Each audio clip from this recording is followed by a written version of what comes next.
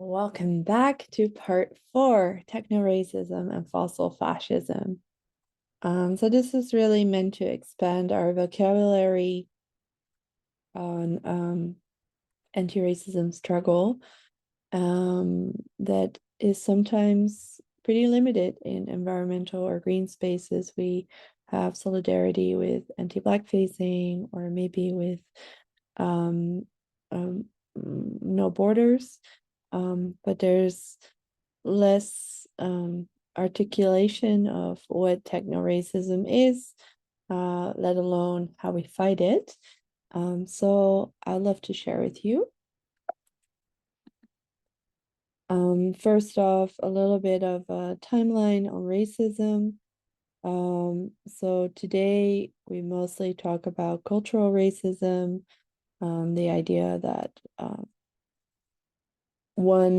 a group of people is superior to the other because of their culture. And in our anti-racism, we explore ways of finding value in other people's history and other people's cultures and everything. There was also the time where biological racism was predominant. We talked about that with Linnaeus and Ernst Haeckel. Before that even was theological racism. We saw that in the legitimizing the whole stealing of a continent like the Americas based on the idea that those are not Christians, so they cannot hold land rights.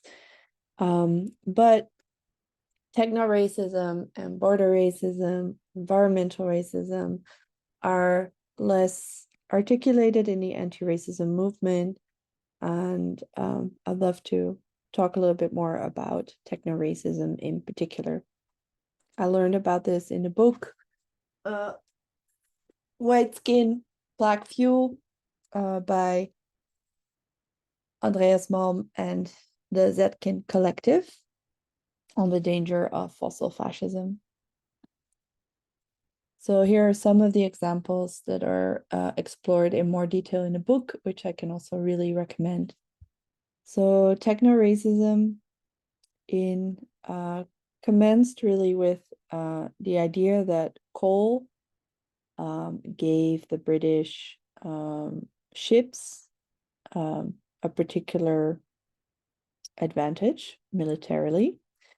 And so in that sense, it's a little bit linked to cultural racism, but it's really located in technology. So we are superior from the British military perspective because they could use ships with coal as weapons in the bombardment of Beirut in 1840.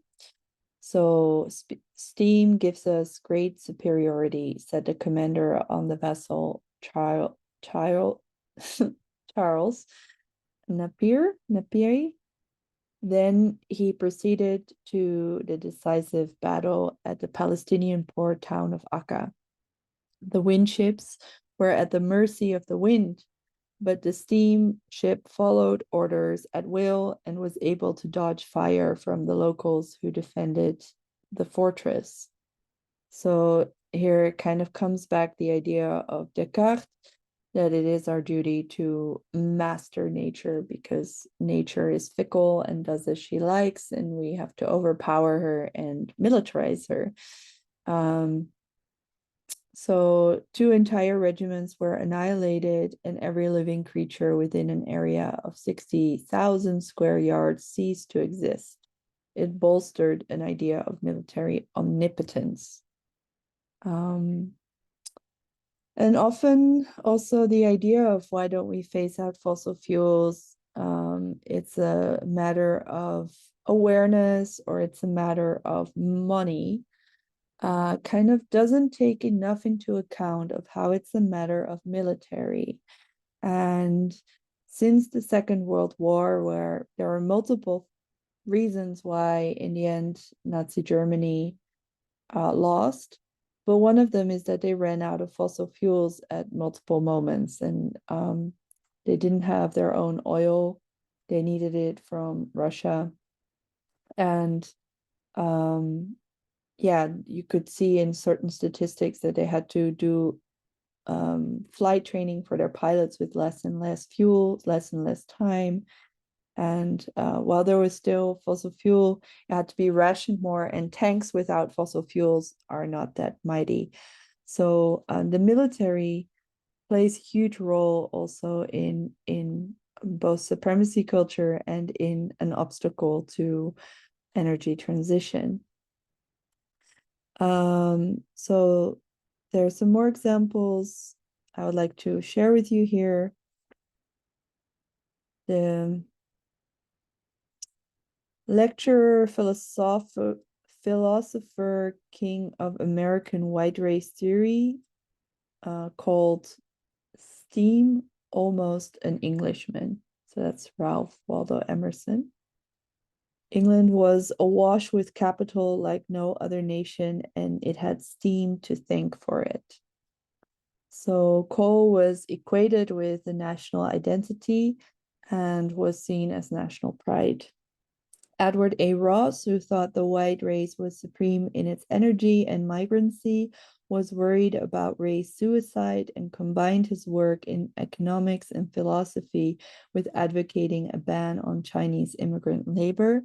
And he said, one race surpasses the other in energy when it sends its children to foreign lands. White had superior migrancy. Another example is in a publication of Mechanics magazine. They wrote, let war come to a conflict of steam engines, and all the barbarian rebel of the world, Turks, Tatars, Arabs, Indians, Africans, and Chinese, must obviously be out of the question at once.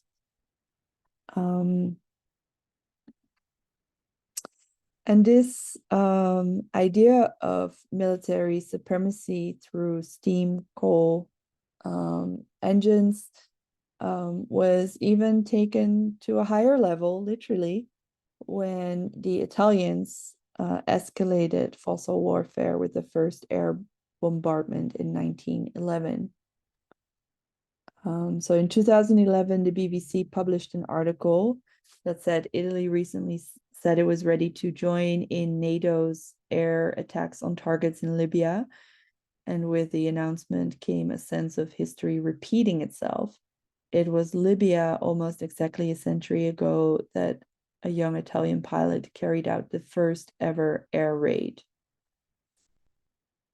During flight in November 1911 between Italy and forces loyal to the Turkish Ottoman Empire, Lieutenant Giulio Gavotti wrote in a letter to his father, today I have decided to try and throw bombs from an airplane. It is the first time that we will try this, and if I succeed, I will be really pleased to be the first person to do it. So, in short, fossil fuels became a shorthand for having the upper hand.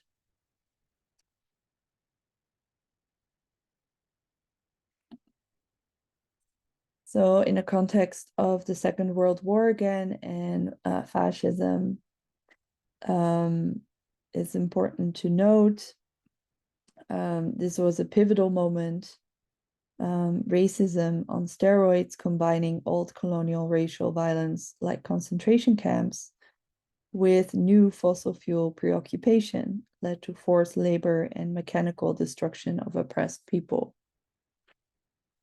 The coal sector became the first to experiment with slave labor in 1941. There were already 70,000 foreign workers forced into German mines.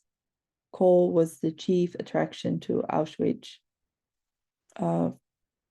before it became an extermination camp. It arose as a complex for extracting and processing coal. Mauthausen concentration camp in Austria and its subcamps included quarries, munition factories, mines, arm factories, and plants assembly, fighter aircraft. In January 45, the camp contained roughly 85,000 inmates.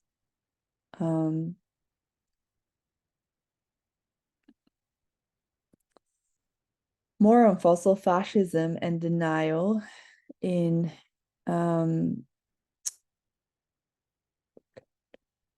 Europe is that parts of capital turned onto the fascist project. So Shell was one of them.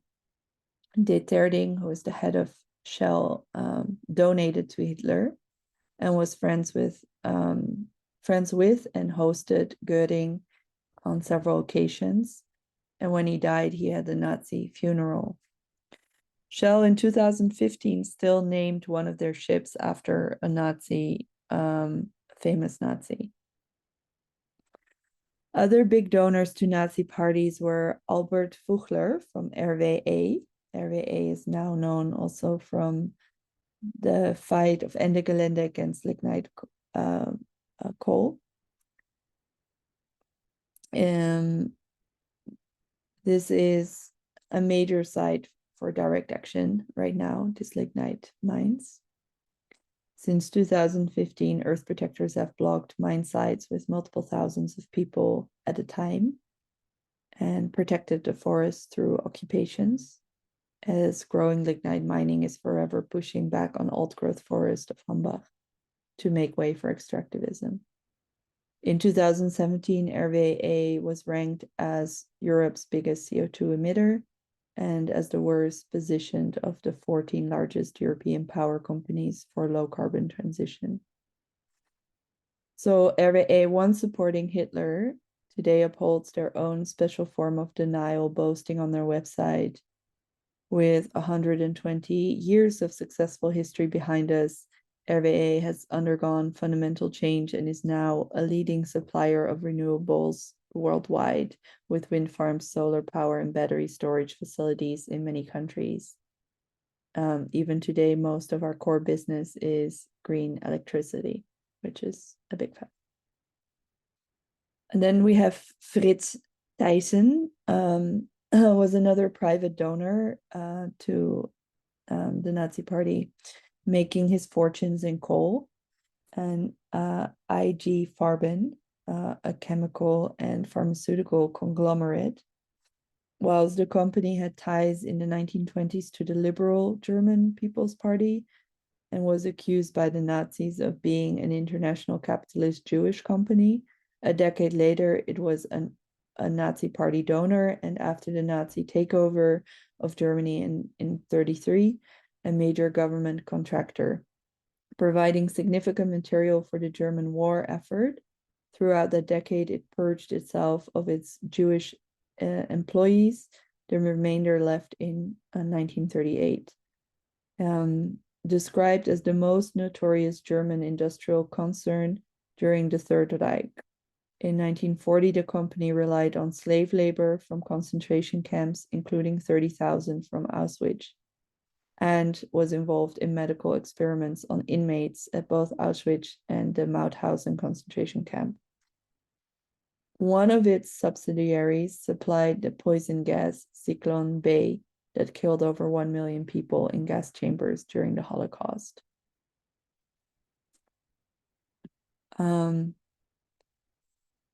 And here we have also a quote from Robert Ley, coaching workers at Siemens, and he said, "You must learn to love the machine like a bride." So there is this idea of machine or fossil fuel machine supremacy, violence, and white supremacy meeting each other in a very dangerous and very destructive cocktail. These are only but a few examples of how intertwined white supremacy and environments are, how lethal and how traumatizing, and how bizarre it is that within green spaces, there is often the assumption that with the climate crisis, we all want the same thing. We all want our kids to grow up in a better, healthier planet. And that's simply not the case, because there are plenty of corporations, political powers, and people that have considered themselves higher on the ladder, with more entitlement to safety than others, and even perceiving others as elements that need to be eliminated or that are marked for extinction, and are totally okay with that. So those differences really need to be named and also addressed. And we'll talk about that a little bit more in the next part, I believe. Yeah. So I'll see you at the next part, denial.